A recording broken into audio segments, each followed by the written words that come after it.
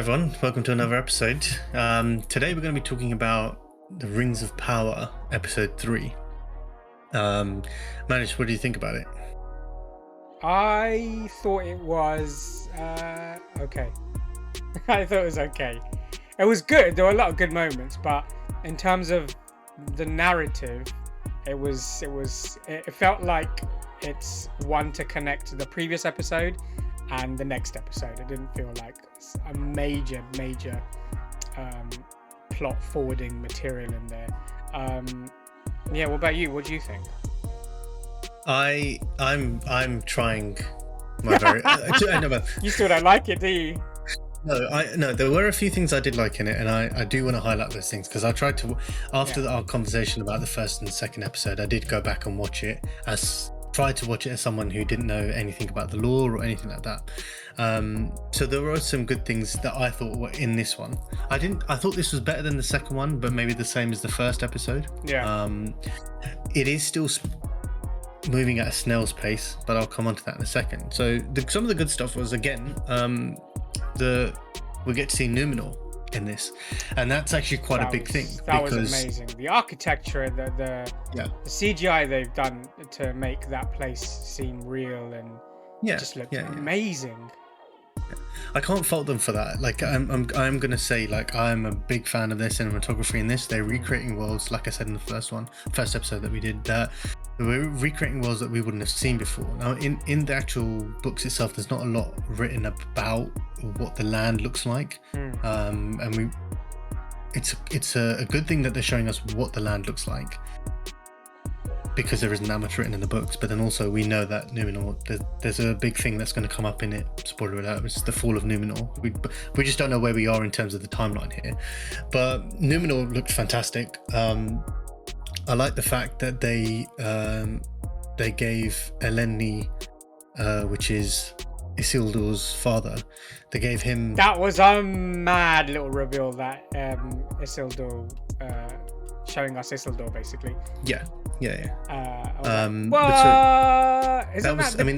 That's the first... He's the king that defeats Sauron, and he then doesn't want to. And then he falls because he grabs the ring and he gets corrupted, right? He doesn't want to destroy the ring. Is he the guy? Is he the guy in the first sort of scenes in the first movie where he defeats Sauron, like he cuts off his hand and like his fingers, and the ring falls off, and Sauron shrinks to his size. Shrinks to his size, and he puts it on, and he slowly gets corrupted. Yeah. Right? Yeah. So he's the main character in the prologue, which is in Lord of the Rings, who basically defeats Sauron, has the ability to destroy the ring and evil and whatever, but chooses not to because the ring corrupts men, obviously. Mm-hmm. They're not as strong. Corrupts all, really, doesn't it? So corrupts all, yeah. So he basically, that is him. But his dad's story, there's not a lot known about him. There's not a lot written about him. So it's kind of good that they've What was his name again? Eleni. Okay. So they do kind of show him a little bit. I mean, a lot of what I don't like about it, I left all the woke stuff out of it, and there's loads of stuff in here, and I'm not going to go into that or whatever, which is fine. But his character is actually quite interesting, the way they show him, and they try and make it like, they subtly hint that he's the king that's been exiled from Numenor. He is the king of Numenor, and he gets exiled. So they subtly hint that within there, but you don't have to be Einstein to figure it. That's who it is. The orcs, they show you a lot more orcs in this. The camp. The camp. Yeah. What are they digging for? So. Do you know what they're digging for? If you know what they're digging for, don't say it. I was attempting to have a detective conversation here. Like, what do you think they're doing? I don't. Let's connect the dots. I'm not. I don't 100% know, but I think they're digging the outline of Mordor.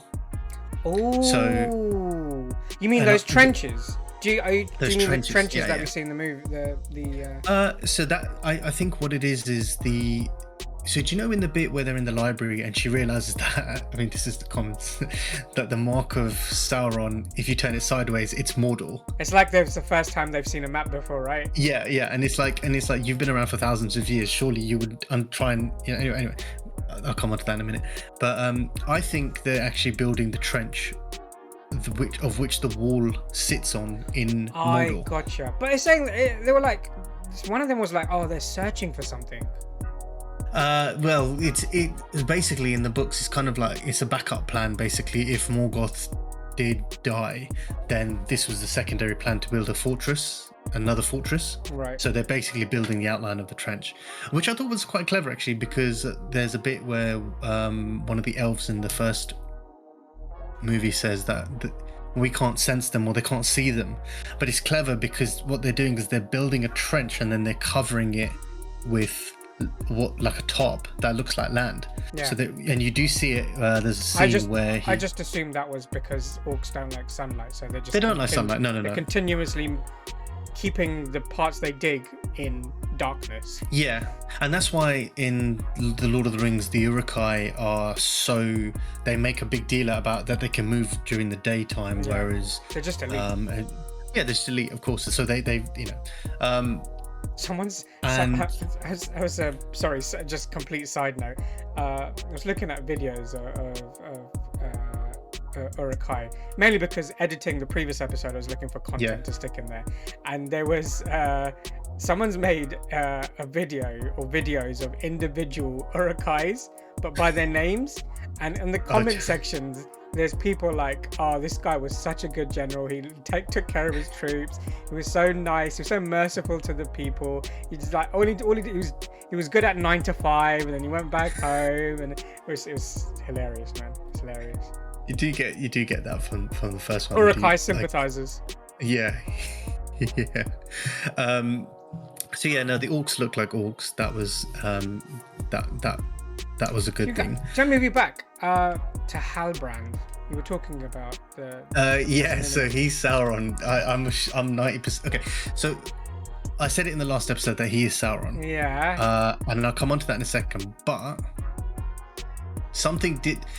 So who is the reveal at the end, which isn't revealed because the screen goes black. I'll come on to that. No, I'll come on to that. I'll come on to that in a minute. I'll come on to that. All right, okay. I'll come on to that in a second because that's a pro and a con. But I'll come. So Hellbrand, we do find out that Hellbrand is a king, and they've done a bit of a shit poor job of it because it's kind of like he's Aragorn from the first movie from Lord of the Rings, where he has a so it seems yeah. But he then turns into Sauron and basically just trying to shit on it. But they do try and confuse you a little bit here because you will see it on the internet a little bit more, where he obviously has run away from whatever his city or his town or wherever he lived, his lands. Yeah. They were Morgoth sympathizers, so they actually kept the evil alive for Morgoth. So they obviously aided and helped him, and he's obviously run away and whatever. But obviously the mark on his pouch that he has on his chest, you see at the end where Galadriel, she reveals to him that he is the king of the Southlands, or he is the king of his lands. Now, you don't need to be a genius to figure this out, but the Southlands is where Mordor is, and if he's the king, you can kind of figure out. And the funny bit about that is I definitely didn't put that two and two together. I was just no, like, yeah, but again, is that what happened? No. Okay. Yeah, that's the thing. You're taken back by it. You're kind of like, oh, okay, he's a king. Okay, but the other thing is, and this is kind of like a crossroads, is he's Sauron. I'm like 99.99% sure that he is, but the 1% where I'm like, just for the argument of doubt, he could be one of the knights, one of the 9. So in Lord of the Rings, when Sam and Frodo get right to Mordor, there's a castle where the light shines up, and he's like the main king of the 9. That's his fortress. I remember. The ones who ride on the wraiths and all that stuff. What's the name of those dragons? I forgot the name of them. Dragons now. I think they're wraiths. I think they're called wraiths. No, not the dragon. The dragons aren't called wraiths. They're the ones who ride on those those. You know what I mean? Oh yeah. I don't know. They're like fake worm dragons. But he could be that king that and I wrote it down and I cannot for the life of me remember her name. The lady at the end of Lord of the Rings who stabs, he cannot be killed by a man, but she. I really wish I'd written her name down now. Basically, there's a scene at the end of Lord of the Rings where one of the wraiths is on the floor and he says, "No living man can kill me," and the woman takes her helmet off and stabs him in the face. That is the head of the Nine. Halbrand could well be him. That king that basically takes over, and he's kind of like the first line of defense for Mordor.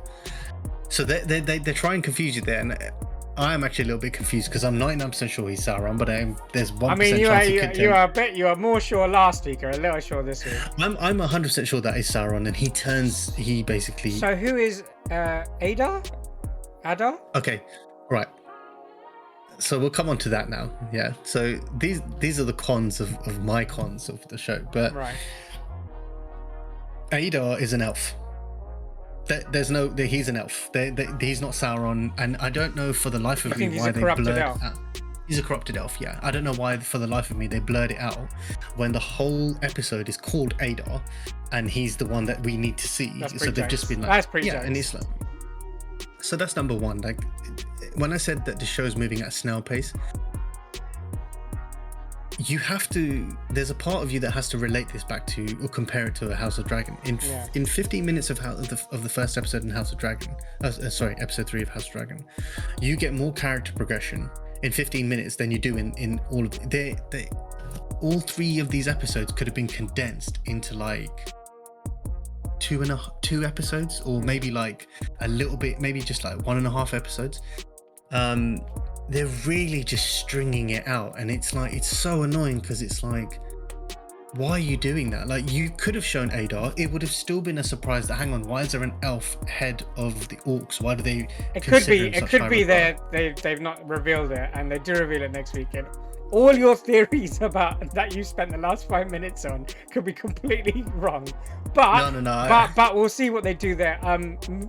Shifting it to the Harfoots and fake Gandalf, who gets caught. Two-thirds of that, we wasted 2/3 of our life watching that scene. That could have been a 5-minute. They could have condensed that into 5 minutes, and they could have just. Are we more sure that is Gandalf? That's Gandalf. Gandalf, not Gandalf. That's Gandalf. That's Gandalf, not Gandalf.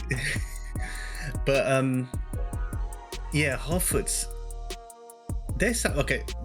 This is a funny comment, but they're quite savage because they're like, we stick together. We're of the people. We stick on the path. We don't divert. There's no diversion or whatever. If you do, you get excommunicated, or like, you know what I mean, you get exiled. No. Excommunicated. This isn't like John Wick where you get excommunicated. Yeah. No, it's literally like, we have unity, this, that, and the other. But if you fall behind, then we'll drink to your name. I thought about that. I was like, hang on, they're lagging. Isn't anyone from the middle going to help them? Because they're like supposed to be like a no. Community? They're savage as fuck. Yeah, they're savage as fuck. They're like, oh, if you get left behind, and they laugh about it. They have like a little ceremony, like a little ceremony to be like, oh, remember this person? He got fucked by bees, and then laugh. But like it doesn't anyway. But yeah, that scene could have been a lot smaller, and they could have. I mean, they could have just cut that out completely. You know, and just made it like a 2-second scene where Gandalf kind of finds his way at the camp, and then the whole bullshit about the stars and the map. It's just nonsense because it's like, you've already seen the stars in the sky with the fireflies. I know they're trying to figure out what the stars are, but if the guy who got shat out by the stars knows who the stars are, why would you then want to show him if these are stars that shut you out? Like, it doesn't it doesn't make any sense. So they could have made that. Yeah, maybe that's just a bit of, maybe they're trying to slow burn that bit so it's etched in our memories that that's what they're doing. How slow can you go though? I know. Let's finish off with what I assume to be, or presumed always to be, the main character of the show, and that's Galadriel's sections. When she lands in Numenor, she's quite undiplomatic. Like, she's in someone else's. She's so feisty. I was like, you don't need to do that. You're on their land. You want a ship, and you're cussing them quite hard. I understand patience is a virtue, and it may. I mean, clearly elves take millions of years to figure out how to. She's just so feisty for no reason. It's like, I assumed it's because she's a warrior, and they're trying to make out the warrior's temperament is quite that's small. what I put it down to. But also, I mean, I know people are going to say this, but elves haven't been to Numenor. They weren't welcome there and stuff. So I understand that element of it, that she doesn't want to be there because she knows that elves are not welcome there, and it might implicate her. But it's there that she finds out that Sauron's land is sideways and it's Mordor. And again, the cinematography is, I commend them because it is fantastic. It is. It's amazing. They wasted 10 seconds of our lives showing us her smiling on a horse, which has no, like, you could have just used great bit of slow motion though, wasn't it? Yeah, but it's so creepy. You never see her smile, and all of a sudden she's just riding on a horse on a beach, just smiling, and it's like, why not show us something else? Like, okay, they're showing her smiling, and then the camera pan to her feet. The camera pan to her feet on the horse, and it's showing her dress sort of flow. I was like, okay, and then they moved the camera back to her smiling again. I was like, I don't. It's creepy. It's like it's. I agree. This one, although it did show a bit, it didn't show enough, and the pacing was quite slow. But like I started off this episode, it could be a connector episode. It's not. Maybe it wasn't supposed to be like that. Just to give us the backstory for the next episode. Yeah, you know what I mean. They don't have to all be gems. But No. I totally agree. I think, like I said, it was better than the second one. I think the only thing I would like to see is they keep every episode they're introducing someone new, and we spend the whole episode playing Jerry Springer, trying to figure out, like, you know, who they are. And I don't think that's Jerry Springer's job. Well, no, okay, maybe Jerry Springer's, but are you trying to think of Columbo or something? No. It's just like a soap opera. There's loads of soap opera bits in it, and it's like just kind of just condense it and just show us what we need to see. Like, you know, I know you got five seasons of this stuff, but maybe that's what it is. Yeah, but then I just genuinely think, like, okay, I'll make one point, and this will kind of make everything make sense. In Lord of the Rings, the prelogue, the prequel bit where they show Galadriel talking. New word there, prelogue. Prologue, whatever it's called. They show where Galadriel's talking about the rings of power, how they're made, who they gave it to, the fight. That is no more than, I think, 3 to 6 minutes. They set the scene. This is where it is. This is where we start. These guys have spent the last 3 episodes, the last 3 hours telling us, and I get it's a TV show, and there are some slow burning TV shows out there. I'd totally take that on board. But it's like, make it a little bit, condense it, like, just make it a little bit more, give us something else a little bit. We don't need to see more characters three episodes in. Just make it a bit smaller, and, you know, get on with it, like, a little, get on with the story a bit, because if you compare it to House of Dragon, like, I don't think we're supposed to be comparing them, though. We're not. No, we're not. I know, we're not. But if you think that is a show that's come out relatively same time and it's 3 episodes in, I think it should be judged in its own right, and in its own right, it's a slow burn at the moment. But maybe it's the fact that it's going to be going for 5 seasons, as opposed to the movies that we saw. That there's a finite time they have in order to tell the story, so they can afford to condense it in 3 to 6 minutes. With even saying that, we're gonna carry on watching it. We are. We're gonna carry on watching it. I need to know what happens. Exactly. I need to see if they cancel this program after season 1. I doubt know what it sounds like. Let us know your thoughts in the comments. What did you think of it? Did you like it? Didn't you like it? But other than that, please like, share, subscribe, click on the notification bell so you know when our next videos drop, and we'll see you in the next one. Take care. See ya.